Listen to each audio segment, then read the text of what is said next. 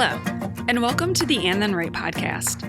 I'm your host, Stacey Walsh, and this is episode 12, Shadow Artists.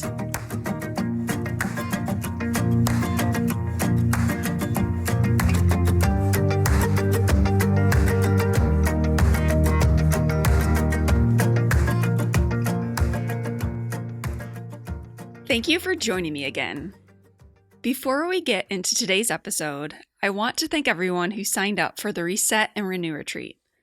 It's coming up this weekend, and I'm just so happy and excited and honored to co-host this event. Hosting retreats is something that was taking up space in the back of my mind for a long time, so it's been an absolute thrill to see it coming together. If you want to add a retreat to your calendar, there are still spots available for the main writing retreat this October. The registration deadline is July 1st, so for more details about that retreat and to register, please visit andthenwrite.com.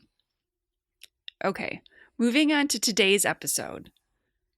I don't know if this has happened to you, but sometimes you read something and it feels like the person wrote it just for you. You see yourself on the page. Sometimes this moment feels like a gut punch of recognition and that it can sting a bit, but it can also lead to our biggest breakthroughs. So for example, I'm currently working through The Artist's Way by Julia Cameron. The tagline for the book is A Course in Discovering and Recovering Your Creative Self. Cameron took a course she has taught in person since 1978, the year I was born, I love that, and turned it into book form. As such, it's a 12-week course with a specific focus each week. Week 1 is entitled Recovering a Sense of Safety, and the first line of the chapter is, one of our chief needs as creative beings is support. Unfortunately, this can be hard to come by. She delves into how most of us as children weren't nurtured, supported, or encouraged in our creative pursuits.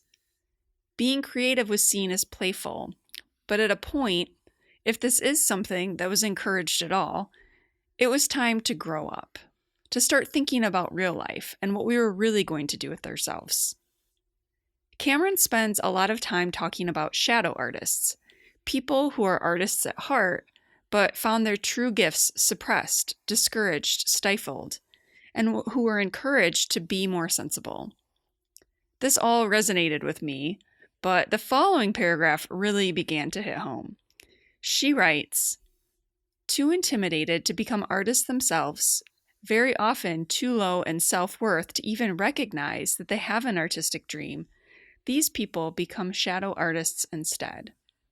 Artists themselves, but ignorant of their true identity, shadow artists are to be found shadowing declared artists. Unable to recognize that they themselves may possess the creativity they so admire, they often date or marry people who actively pursue the art career they themselves secretly long for.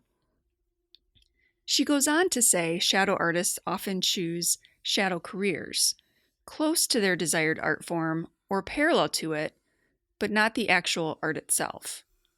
Even more common, shadow artists become teachers. Oi. The more she described what a shadow artist is, the more I found myself whispering, that's me. I've known since I was 8 or 9 that I am a writer. I also know I never said out loud to anyone, I want to be a writer, or that I even thought in my head I was going to be one when I grew up. I just was one. I don't think it occurred to me until high school that it could be something I do. And even then, I didn't say it out loud to anyone. Nor during this same time, when I was in band, did I dare tell anyone that all I really wanted to do was play music. When I played music, I didn't think about anything else. I was so present in that moment. I was totally in my body. Much like writing, I also didn't tell anyone my love of music. In my mind, I was already telling myself no. You're not first chair. You're not the best musician in your own school. How will you ever compete with all the other musicians out there? What would you do as a musician anyways, for work? I saw other students, the ones who were so good, who had that natural musical ability. I'm good, I remember thinking, but I don't have that. And at the time, that's what I thought you needed to make it. But that question of what would you do also stuck. How do you make a living? Are you in a band that tours endlessly? If you are lucky enough to be in a band where that's even a possibility? That didn't appeal. So I circled back to teaching, for music and writing. That's how I would make money. I wouldn't necessarily do the thing I loved most, I would help other people do it. I do teach, and I love it a lot. There's something incredibly rewarding about seeing people develop their skills, gain confidence in their voice, put work out into the world. I love supporting people that way. But I was startled to realize that there was truth to what Cameron was saying. She talks at length about how many artists teach or work hard to support other artists in tangible ways, all the while never really believing themselves to be artists, even though at their core, they know it's the one thing they want to do more than anything in the world.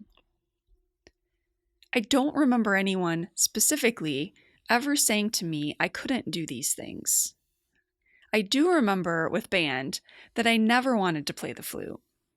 I wanted to play percussion, always. But my parents weren't particularly thrilled with that idea, so urged me towards flute, as did the band director.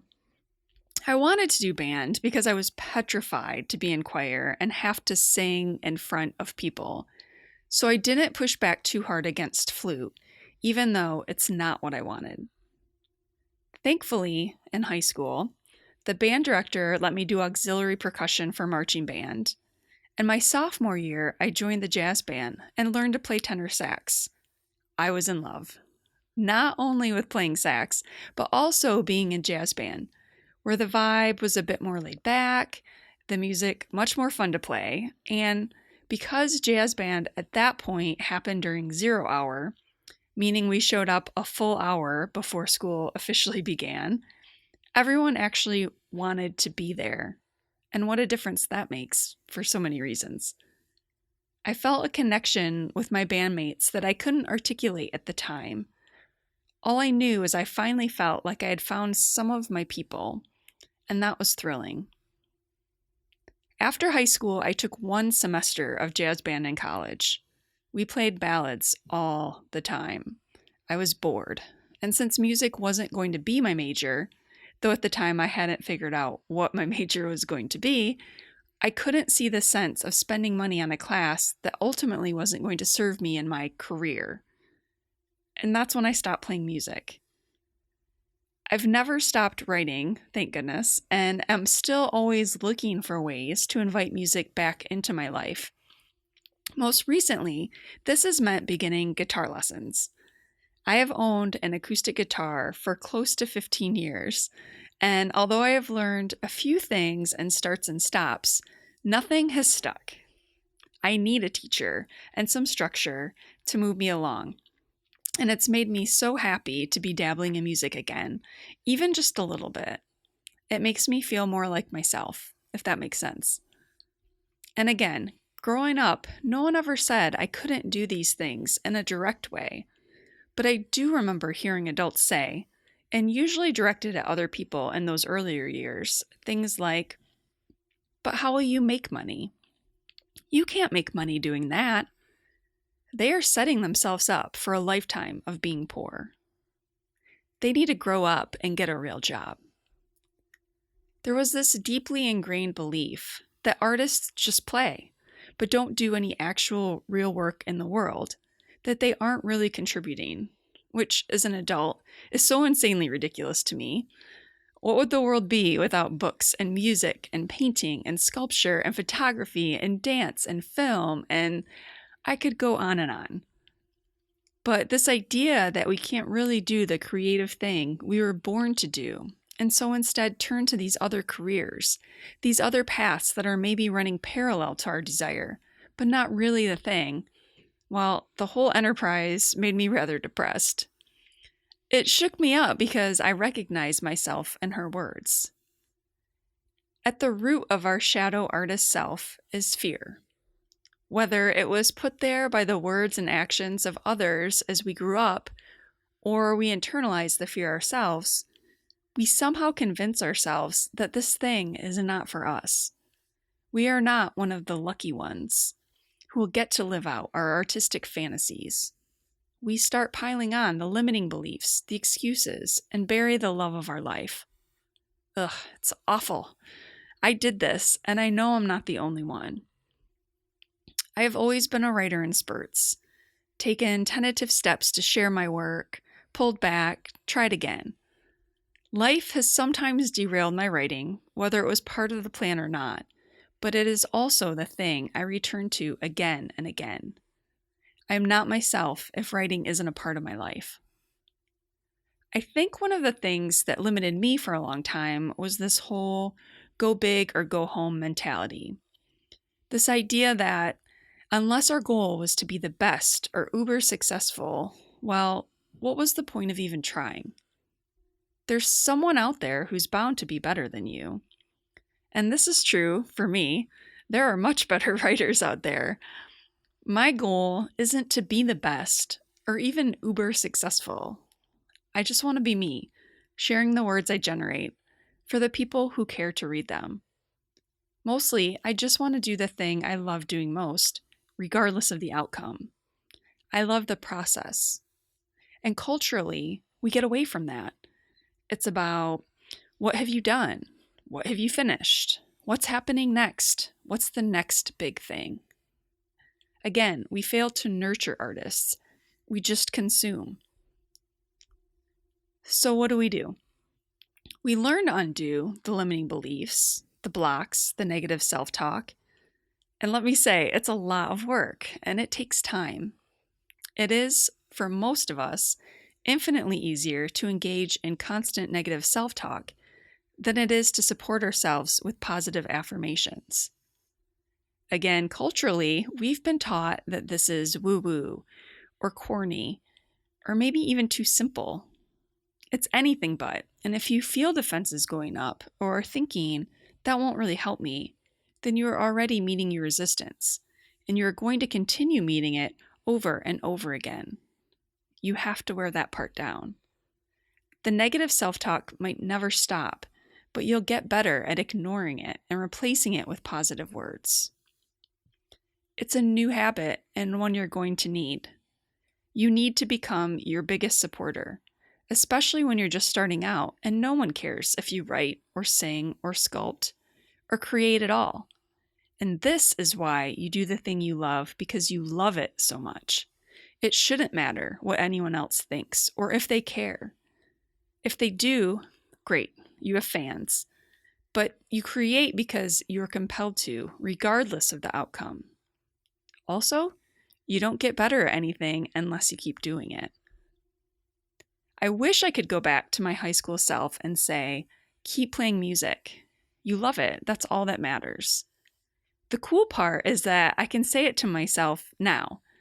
Sure, I've lost some years where I could have been playing, but I don't have to lose any more.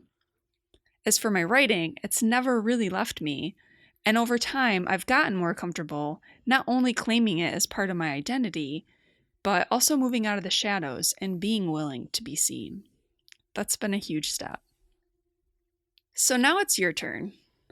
I would love to hear if any of this shadow artist talk resonated with you, and if so, which parts? Have you been keeping a piece of yourself hidden? How can you begin to step outside the shadows and claim more of your artistic identity? If you're comfortable sharing your thoughts with the group, head on over to the Facebook group and then write podcast and request an ad. This is where we'll be discussing these and other topics. If you'd rather message me directly, feel free to email me at andthenwrite@gmail.com. To listen to previous podcast episodes, find the resources mentioned in this episode, or to sign up for my newsletter, please visit andthenwrite.com. Thank you for listening today. I hope you'll join me again in a few weeks for episode 13.